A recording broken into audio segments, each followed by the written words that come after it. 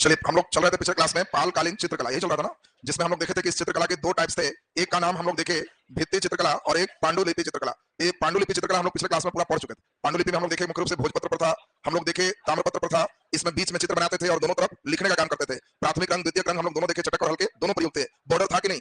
Border का प्रयोग किया गया था। आज हम लोग चलेंगे भित्ति चित्रकला। तो मैंने हेडिंग आपको दिला दिए थे, है ना? जो लोग हेडिंग नहीं दिए थे हेडिंग दे दीजिए। भित्ति चित्रकला, भित्ति चित्रकला। चलो ध्यान से समझिए। अब देखिए पहले है क्या, पहले भित्ति पर दीवालों पर ही मेन पेंटिंग सबसे पहले मानव ने शुरू किया और इसके अंतर्गत मुख्य रूप से गुफा के दीवालों पर चित्र बनाए जाते थे। पाषाण काल में भी आपको याद है भीमबेटका, वहां भी पेंटिंग किया गया है। इस समय गुप्त काल में ये थोड़ा चित्र और बहुत विस्तृत हो गया। इसी के अंतर्गत आपको मालूम था अजंता की गुफा, एलोरा की गुफा, बाघ की गुफा, इन गुफाओं में बहुत सारे चित्र बनाए गए थे जो बौद्ध धर्म से भी संबंधित रहे थे।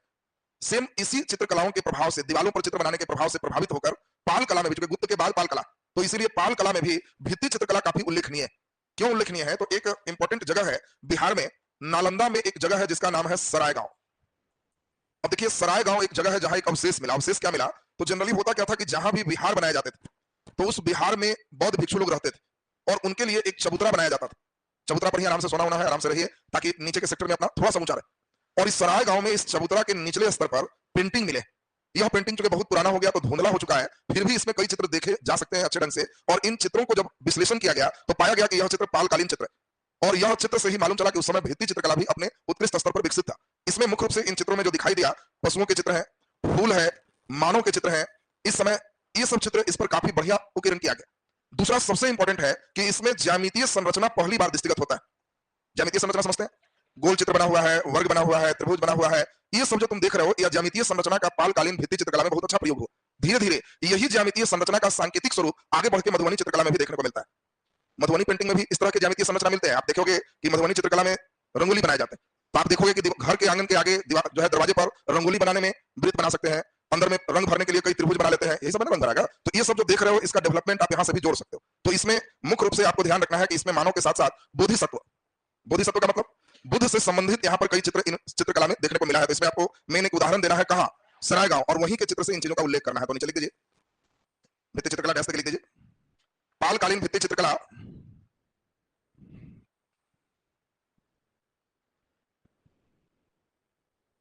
पालकालीन भित्ति चित्रकला, भित्ति चित्रकला विशेष उल्लेखनीय है। पालकालीन भित्ति चित्रकला विशेष उल्लेखनीय है। नालंदा जिले के सराय गांव, नालंदा जिले के सराय गांव में चबूतरा के निचले भाग में, चबूतरा के निचले भाग में पालकालीन भित्ति चित्रकला के प्रमाण मिले हैं। पालकालीन भित्ति चित्रकला के प्रमाण मिले हैं। पालकालीन भित्ति चित्रकला के प्रमाण मिले हैं। यद्यपि चित्र काफी प्राचीन होने के कारण धुंधले हैं, यद्यपि चित्र काफी प्राचीन होने के कारण धुंधले हैं, काफी प्राचीन होने के कारण धुंधले हैं, फिर भी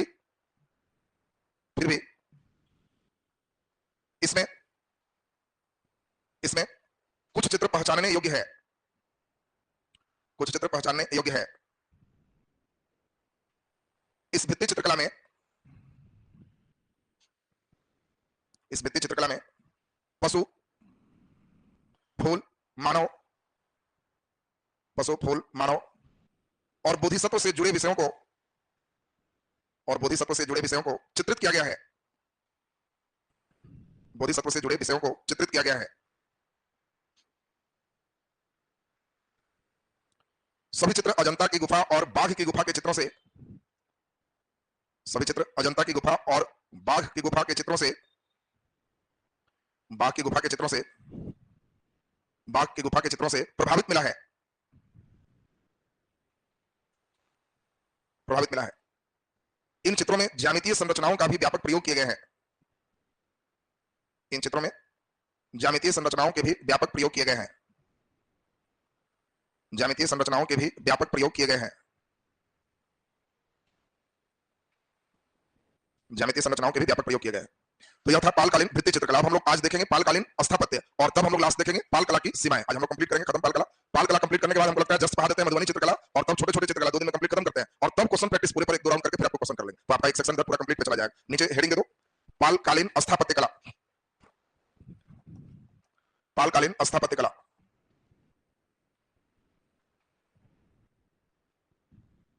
पालकालीन स्थापत्य कला। चलिए सब लोग सुनेंगे बढ़िया से। स्थापत्य को हम लोग देखे थे 2 भागों में बांटे थे, एक बौद्ध स्थापत्य और एक हिंदू स्थापत्य। याद है सबको? बौद्ध स्थापत्य में क्या था?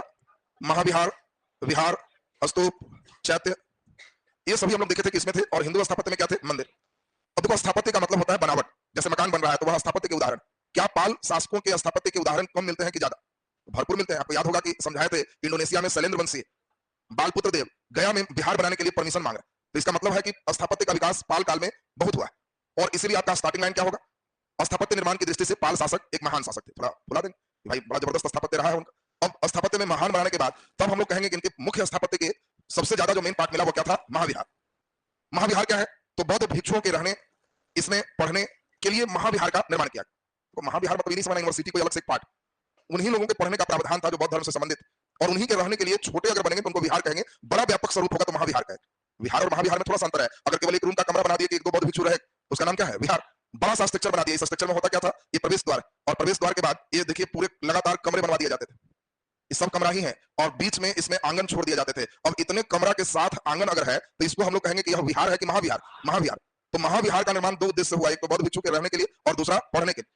इसमें अब एग्जांपल दे दोगे कि पालकालीन शासकों के द्वारा निर्मित महाविहार में मुख्य विहार आपको याद होगा ओदंतपुरी विहार है, जिसका स्थापना बिहार शरीफ में किया गया। याद आ गया सब? दूसरा महाविहार है जिसका नाम है सोमपुरी, सोमपुरी महाविहार। ये भी सोमपुरी यूनिवर्सिटी है समझो। ये सोमपुरी विद्यालय महाविद्यालय कहां है? बांग्लादेश में। सोमपुरी भी हमारे इंडिया में नहीं है, ये बांग्लादेश में। और विशेष उल्लेखनीय विक्रमशिला विश्वविद्यालय, और विक्रमशिला कहां है? भागलपुर। तो लिखने के क्रम में लिख देना कि विशेष उल्लेखनीय ये है। इसका संरचना थोड़ा व्यापक रहा और वर्तमान में भी इसके अवशेष प्राप्त हुए। अब ये सब महाविहार के उदाहरण पूरे देने के बाद आपको चूंकि विशेषता लिखना है तो इसमें किस चीज का बना है, कैसे जुड़ा है, किस स्ट्रक्चर में बना है, वो सब लिखना मेन आर्ट। कला का मतलब इंपॉर्टेंट नहीं है। कई लड़का यही लिख देगा कि गोपाल के द्वारा उदंतपुरी विहार की स्थापना ये हुआ, सब फैक्ट है। हम लोग को फैक्ट तो देना है लेकिन इसका एनालिसिस थोड़ा करना है। अब आपको कहना है कि जितने भी महाविहार हैं इनका निर्माण ईंट के द्वारा हुआ है। कैसा ईंट? पका हुआ कि कच्चा? तो धूप में सूखा हुआ ईंट, पका हुआ आग में पकाया हुआ नहीं, धूप में सूखे हुए ईंट से इन सभी विहार की स्थापना हुई। दूसरा, ईंट जोड़ा कैसे गया था? होगा चूना से होगा, किससे जुड़ा होगा? हाँ, तो इसे गारे से जोड़ा गया था। अरे मिट्टी के जो है ना उसको गारा कहते हैं, ठेठ में गिलेवा कहते हैं। बात समझ रहा ना? तो गिलेवा ठेठ नहीं लिखना, गारे लिखना कि उसको गारे से जोड़े गए थे। इसमें जो स्ट्रक्चर थे वो कैसे थे? तो स्ट्रक्चर था कि इसके बीच में आंगन थे और चारों तरफ से कमरे बनवाए गए। तो ये देखो, ये मेन नंबर का पार्ट है, इसको अंडरलाइन परीक्षा में करना। कोई लड़का गोपाल को कस के अंडरलाइन करे और धर्मपाल बड़का को मारेगा कि एकदम विक्रम से। अंडरलाइन का ये पार्ट नहीं है, ये तो पार्ट है कि चलो बना कैसा बना, ये पार्ट है, ये चीज तुम्हारा मेन अंडरलाइन होना चाहिए। दूसरा, अब इसी में हम लोग चले स्तूप का, चैत्य का। तो आपको कुछ नहीं करना है, बस आहिस्ते से पीछे वाला को बढ़ा लेना। आपको कहना है स्तूप और चैत्य निर्माण में मौर्य और गुप्त काल में जो परंपराएं विकसित हुई थी, पाल शासकों ने न केवल उसे अक्षुण्ण रखा बल्कि उसे और विकसित किया। एक लाइन में निकल, मतलब इसके समय भी स्तूप बन रहा है, चैत्य बन रहा है। कैसा बन रहा है? जैसा मौर्य के समय बना, जैसा गुप्त के समय बना, उसको और समृद्ध किया है, उसके डेवलपमेंट कंटिन्यू। अगर परीक्षा में स्थापत्य पर ज्यादा लिखना तो उस कंडीशन में स्तूप का फिर वही फोटो एंड छत्रक ये सब याद है ना, तो फिर वो डिजाइन शुरू कर दे। लेकिन वो कब करेंगे? जब स्थापत्य विशेष रहेगा तब। अगर एक पार्ट में बीच में है तब ज्यादा नहीं, बस 2 लाइन लिखे काम कंप्लीट हो गया। अब इसी में हम लोग देखें पाल शासकों के हिंदू स्थापत्य यहाँ जो मिल रहे हैं उससे ज्ञात होता है कि पाल शासक धार्मिक रूप से सहिष्णु थे, क्योंकि पाल शासक स्वयं बौद्ध धर्मावलंबी थे। फिर भी इनके समय में हिंदू मंदिरों के भी जो विकास है वो मिलते हैं। इसी समय सबसे इंपॉर्टेंट है गया का विष्णु पद मंदिर, सब लोग नाम सुने हो। तो गया के विष्णु पद मंदिर में जो ऊपर अर्ध गुंबद है, इस अर्ध गुंबद का निर्माण इस पाल शासकों के समय हुआ। अगला नंबर, भागलपुर में कहल गांव का एक मंदिर है, वो मंदिर का भी निर्माण इसी समय हुआ। तो ये मंदिर निर्माण में ये 2 उदाहरण देकर के फिर वही बात शुरू करो, कैसा मंदिर बन रहा था इस समय? द्रविड़ शैली, देसी शैली, नागर शैली। तो आप कहोगे कि पाल शासकों के समय मंदिर निर्माण के लिए नागर शैली अर्थात उत्तर भारत के मंदिर निर्माण की शैली ही प्रचलित थी। अब इसमें मुख्य रूप से मंदिर के उदाहरण के साथ आपको आंसर कौन सा शैली देना है? नागर शैली देना। नागर शैली में क्या होते थे? तो इसमें मेन होते थे गर्भगृह, ये मेन आपको देना। गर्भगृह का निर्माण होते थे, मंदिर चबूतरे पर बनाए जाते थे, ये सभी नागर शैली की विशेषताएं। गर्भगृह समझते हो आप? गर्भगृह का मतलब अगर मंदिर ऐसा बना है तो इसके ठीक सेंटर पर माना जाएगा कि गर्भगृह है और वहीं पर भगवान स्थापित किए जाएंगे एकदम यहाँ। तुम देखा होगा मंदिर अगर ऐसा रहेगा तो शंकर जी एकदम बीच में मोर्चा धरे रहेंगे, तुमको चारों तरफ से घूमने का स्पेस रहेगा। और जो शंकर जी को देखोगे तो ठीक ऊपर मिला लेना, तो लगेगा एकदम पूरे साहुल गिरा के बीच में शंकर जी आए, एकदम ठीक टावर के बीच में रहे। ऐसा नहीं कि शंकर जी को कोना में बैठा दिया कि आइए गोल लगे निकलिए, नहीं, एकदम ठीक बीच में है। तो समझना कि वो ये गर्भगृह की शैली है और इसी शैली को हम लोग क्या कहते हैं? नागर शैली का। तो आपको मेन नागर शैली, गर्भगृह इस अंडरलाइन के पार्ट में चला जाएगा। इस समय बिहार में थोड़ा सा एक और बढ़ा सकते हो, जिसमें आप कह सकते हो कि जावा के शैलेंद्र वंशी कौन? बालपुत्र देव किसके समय? जल्दी बोलिए। देवपाल के समय आपको याद है कि इसमें बोध गया में वहां पे विहार का निर्माण किए, जिसमें विदेशी तत्वों की भी जो शैली है वो भी उपस्थित है वर्तमान। तो एक एग्जांपल भी आप ऐड कर सकते हो। अब इतनी बात आप लिख दिए तो इनके स्थापत्य पूरे कंप्लीट हो। अब केवल हम लोग 4-5 पॉइंट्स चलेंगे। पाल स्थापत्य की सीमाएं, कमी क्या दिखती, बस कमी जहां लिखे तो यहां से क्वेश्चन आंसर का राउंड शुरू हो जाएगा। तो जल्दी से लिखते हैं। स्थापत्य में नीचे लिखिए, स्थापत्य की दृष्टि से, स्थापत्य की दृष्टि से पाल शासक, पाल शासक, पाल शासक काफी महान थे। पाल शासक काफी महान थे। इनके समय, इनके समय बौद्ध स्थापत्य के साथ साथ, बौद्ध स्थापत्य के साथ साथ हिंदू स्थापत्य का भी विकास हुआ है। हिंदू स्थापत्य का भी विकास हुआ है। हिंदू स्थापत्य का भी विकास हुआ है। बौद्ध स्थापत्य में, बौद्ध स्थापत्य में पाल शासकों द्वारा निर्मित महाविहार, पाल शासकों द्वारा निर्मित महाविहार, पाल शासकों द्वारा निर्मित महाविहार विशेष उल्लेखनीय है। विशेष उल्लेखनीय है। विशेष उल्लेखनीय है। महाविहार विशेष उल्लेखनीय है। महाविहार का निर्माण, महाविहार का निर्माण बौद्ध भिक्षुओं के निवास स्थान, बौद्ध भिक्षुओं के निवास स्थान तथा शिक्षा के केंद्र के रूप में हुआ है, तथा शिक्षा के केंद्र के रूप में हुआ था, शिक्षा के केंद्र के रूप में हुआ था, रूप में हुआ था। पालकालीन, पालकालीन महाविहारों में, पालकालीन महाविहार में बिहार शरीफ में उदंतपुरी विहार, बिहार शरीफ में उदंतपुरी विहार, उदंतपुरी विहार सबसे प्रारंभिक है, सबसे प्रारंभिक है। बांग्लादेश में, बांग्लादेश में सोमपुरी विहार का निर्माण किया गया, सोमपुरी विहार का निर्माण किया गया, सोमपुरी विहार का निर्माण किया गया तथा इस काल के सबसे प्रमुख, तथा इस काल के सबसे प्रमुख महाविहार, सबसे प्रमुख महाविहार बिहार के भागलपुर में,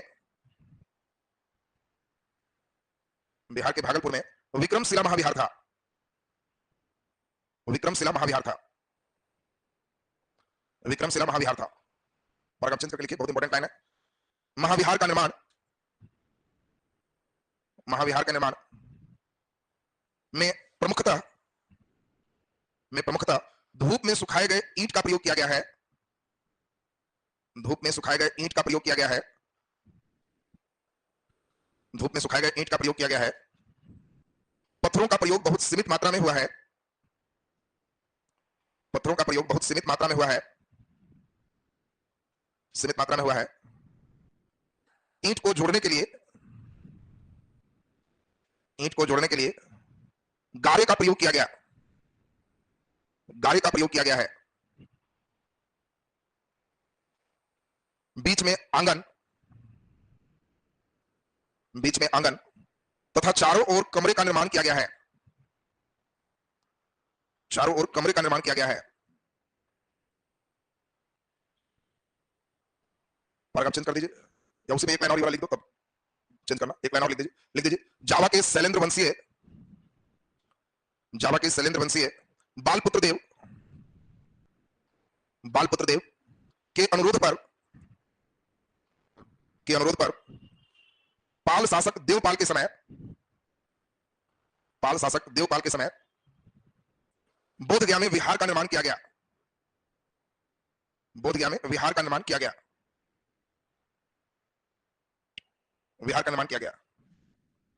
चलिए पैराग्राफ चेंज कर लीजिए, लिखिए इस काल में, इस काल में स्तूप निर्माण और चैत्य निर्माण का भी काफी विकास हुआ, स्तूप निर्माण और चैत्य निर्माण में भी काफी विकास हुआ, चैत्य निर्माण में भी काफी विकास हुआ, काफी विकास हुआ। मौर्य कला और गुप्त कला के अंतर्गत, मौर्य कला और गुप्त कला के अंतर्गत, मौर्य कला और गुप्त कला के अंतर्गत स्तूप और चैत्य निर्माण शैली, स्तूप और चैत्य निर्माण शैली पाल कला में और समृद्ध हुआ, पाल कला में और समृद्ध हुआ, पाल कला में और समृद्ध हुआ। पाल शासकों के द्वारा, पाल शासकों के द्वारा विभिन्न स्थानों पर स्तूप और चैत्य के निर्माण किए गए, विभिन्न स्थानों पर स्तूप और चैत्य के निर्माण किए गए, विभिन्न स्थानों पर स्तूप और चैत्य के निर्माण किए गए। चलो तो ये हम लोग जो पूरा देख लिए, इसमें कौन सा स्थापत्य देखे? बौद्ध। अब हम लोग कौन सा देखेंगे? हिंदू का। एक पैराग्राफ हिंदू पर कर लीजिए, पैराग्राफ चेंज करके लिखिए। पाल शासक स्वयं बौद्ध धर्मावलंबी थे, पाल शासक स्वयं बौद्ध धर्मावलंबी थे, पाल शासक स्वयं बौद्ध धर्मावलंबी थे। फिर भी इस काल में, फिर भी इस काल में हिंदू स्थापत्य के रूप में, हिंदू स्थापत्य के रूप में मंदिर का भी विकास हुआ, मंदिर का भी विकास हुआ, जिससे जिससे पाल शासकों के धार्मिक सहिष्णुता ज्ञात होते हैं, जिससे पाल शासकों के धार्मिक सहिष्णुता ज्ञात होते हैं, पाल शासकों के धार्मिक सहिष्णुता ज्ञात होते हैं, धार्मिक सहिष्णुता ज्ञात होते हैं।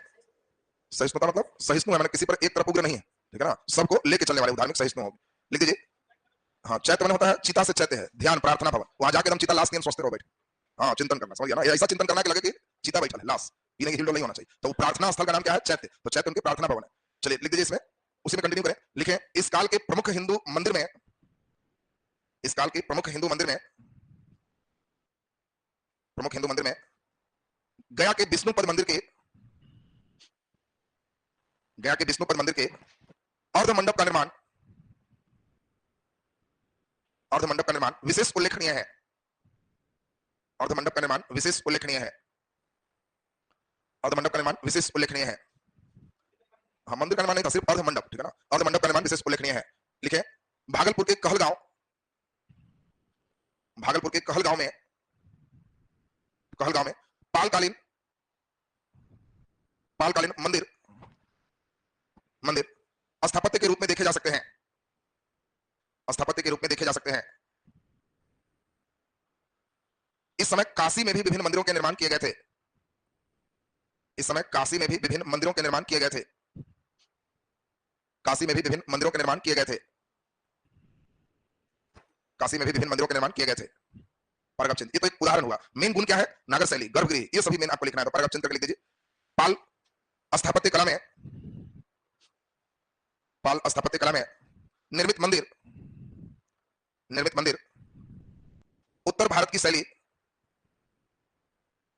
उत्तर भारत की शैली अर्थात नागर शैली में थे,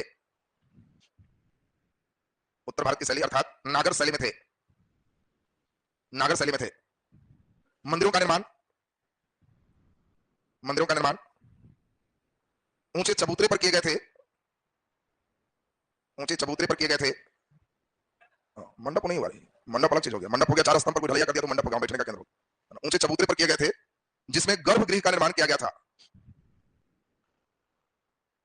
जिसमें गर्भगृह का निर्माण किया गया था, गर्भगृह का निर्माण किया गया था। चलिए, तो ये आपने देखा स्थापत्य का पार्ट। अब हम लोग लास्ट देखेंगे, ये कब यूज करेंगे? जब क्वेश्चन में आलोचनात्मक व्याख्या होगा, परीक्षण होगा, मूल्यांकन होगा, तब इनका यूज करेंगे, सामान्यतः ही नहीं आएगा। तो ऊपर हेडिंग दे दो, पाल कला की सीमाएं, पाल कला की सीमाएं,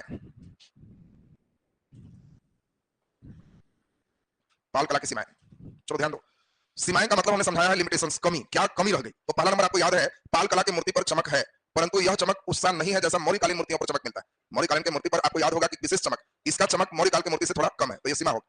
अगला नंबर लिमिटेशंस क्या है? तो दूसरी नंबर हम लोग प्रमुख सीमाएं कहेंगे कि इनकी जो मूर्ति है, इसमें खास करके दूसरा लिमिटेशन कहेंगे कि इसमें कुछ खास वर्ग के कलाकार का ही प्रभाव रहा, क्योंकि उदाहरण में केवल धीमन और बिचपाल मिले। इसका मतलब है कि राजा केवल धीमन बिचपाल के संरक्षित किए, तब तक उन लोग खूब बढ़िया से चलाया, धीमन मर गया, बिचपाल मर गया तो कला मर गया, फिर उन्हीं की कंटिन्यूटी रही। अगर एक खास वर्ग का प्रभाव नहीं रहता तो कई व्यक्तियों का नाम है, लेकिन पाल कला में दो आदमी का नाम ही केवल लिखना है, एगो धीमन है, एगो बिचपाल, और कुछ सोचना नहीं। तो ये भी एक सीमा है, खासी वर्ग का प्रभाव है। तीसरा नंबर आप इसमें खास कह सकते हो कि पाल कला में जो चित्र है, ये पूर्व के चित्र से ही प्रभावित रहे हैं, इसमें कोई नयापन देखने को नहीं मिलता है। अजंता की गुफा के चित्र थे, एलोरा की गुफा के चित्र थे, बाघ की गुफा के चित्र, तो सब तो पहले वही गया, तो ये कौन चित्र क्या किया? ये तो सब पुरनके को खाली डुप्लीकेट किया, कॉपी किया, इसमें कोई नयापन बहुत नहीं है, तो यह इसकी सीमाएं हो गई। अगला नंबर बहुत इंपॉर्टेंट सीमा आपको याद होगा कि इनकी जो मूर्तियां थी वो काफी अलंकृत है, इतने अलंकृत है कि प्राकृतिक तत्व ही कम दिखते हैं और इसमें कृत्रिमता का अधिकता है, ज्यादा कृत्रिम स्वरूप हमको देखने को मिलता है। गहना जेवर आभूषण सबसे लगा हुआ ज्यादा है, प्रकृति ने जैसा बनाया है वो स्वरूप में वो कम मिलता है। तो अलंकृत ज्यादा होना भी ये भी एक शिकायत है, सीमा। अब कोई आवे स्टेज पर पूरा पाउडर क्रीम गहना जेवर एकदम लाद के पूरा आया हुआ है, तो आदमी बड़ाई करेगा, एकदम पूरा लदा हुआ, ना कजरे की धार वाला चाहिए, प्राकृतिक प्राकृतिक स्वरूप और कृत्रिमता समझ में आया तुमको? तो ये पाल कला वाला जो तुम देख रहे हो, ये कृत्रिम स्वरूप में है, पूरा रूप से अलंकृत किया, तो ये इसके लिमिटेशंस हो गए। इसी प्रकार एक दो लिमिटेशंस और देखेंगे, तो ये तब यूज करना है क्वेश्चन में रहे पाल कला का परीक्षण करो, मूल्यांकन करो, विश्लेषण करो, इस शब्दों पर ध्यान देना। अगर इसमें है मूल्यांकन, मूल्यांकन का मतलब है मूल्य दो, तो 100 में 100 नहीं, कुछ कमी निकालेंगे। अगर कहे परीक्षण, तो परीक्षण माने जांचो, कुछ ना कुछ कमी निकालेंगे। अगर कहे आलोचनात्मक मूल्यांकन, आलोचनात्मक व्याख्या, तो हल्का कमी निकालेंगे। ये तीन शब्द अगर परीक्षा में है तो ये वाला लिख देना, तीन नहीं है तीन शब्द तो नहीं लिखना। बोलो बात क्लियर है सबका? तो ये शब्द पर ध्यान देना, मूल्यांकन, परीक्षण, आलोचनात्मक व्याख्या में हमें इन चीजों का यूज करना है। एक आध पॉइंट्स आप लोग निकालो।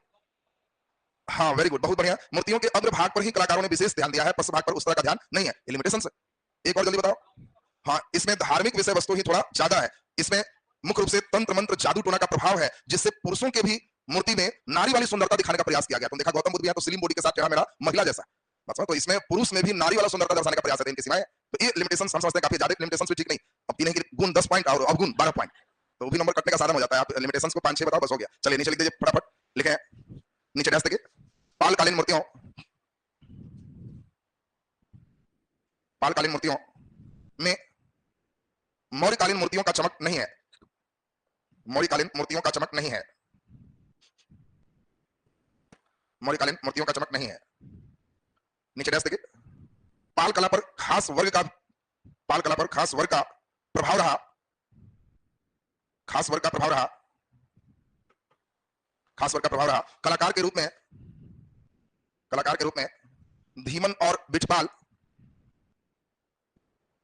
धीमन और बिटपाल के ही नाम का उल्लेख मिलता है,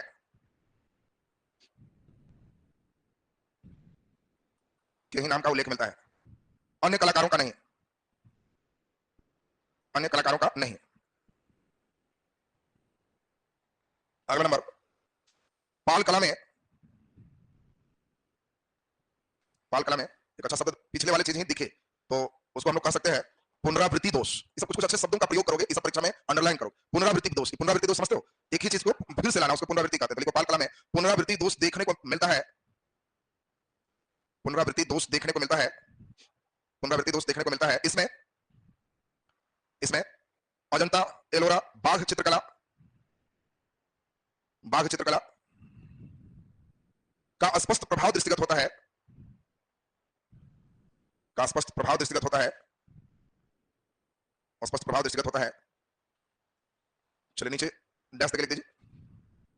इस कला के अंतर्गत निर्मित मूर्तियां, इस कला के अंतर्गत निर्मित मूर्तियां काफी अलंकृत हैं, काफी अलंकृत हैं। इसमें प्राकृतिक तत्वों की कमी, इसमें प्राकृतिक तत्वों की कमी और कृत्रिमता अधिक दृष्टिगत होता है, और कृत्रिमता अधिक दृष्टिगत होता है, कृत्रिमता अधिक दृष्टिगत होता है। नीचे डैश देखिए। कलाकारों के द्वारा, कलाकारों के द्वारा इस कला में, इस कला में मूर्तियों के अग्रभाग को दर्शाने में, मूर्तियों के अग्रभाग को दर्शाने में, अग्रभाग को दर्शाने में अधिक बल दिया गया है, अधिक बल दिया गया है, अधिक बल दिया गया है। नीचे स्टार लगा के लिख दो। पाल कला की मूर्तियों का विषय वस्तु, पाल कला की मूर्तियों का विषय वस्तु, विषय वस्तु धार्मिक है, धार्मिक है। वज्रयान शाखा के प्रभाव के कारण, वज्रयान शाखा के प्रभाव के कारण पुरुषों के शरीर में भी, पुरुषों के शरीर में भी नारी जैसा सुंदरता दिखाने का प्रयास किया गया है, पुरुषों के शरीर में भी नारी जैसा सुंदरता दिखाने का प्रयास किया गया है, दिखाने का प्रयास किया गया है। चलिए तो ये कंप्लीट हो गया। आज हमको सोचे क्या था कि आज एकदम पाल कला खत्म कर लेंगे। कल आप लोगों का मधुबनी चित्रकला, कल और परसों में मधुबनी खत्म हो जाएगा, और तब एक दिन लेंगे जिसमें मंजूषा चित्रकला कुछ लोकल लेवल पे हो जाएगा, फिर आंसर राइटिंग देकर के फिर आपकी होली की छुट्टी कर देंगे। तो होली की छुट्टी के पहले आपका एक सेक्शन जो है कला कंप्लीट मिलेगा। आओगे तो फिर विद्रोह आंदोलन, वहां से 2 क्वेश्चन आएगा, फिर सेकंड और फिर थर्ड जैसी टॉपिक शुरू करेंगे, हिस्ट्री निकल जाएगा। एकदम इतना ही धीरे-धीरे में हिस्ट्री खत्म हो जाएगा आपका, ठीक है? तो नहीं खत्म करना चिंता में था। चलिए तो आज का क्लास आपका यहीं तक। जब लंबा क्लास लगाते हैं तो थोड़ा याद करते हैं, हम इसलिए लगा देते हैं।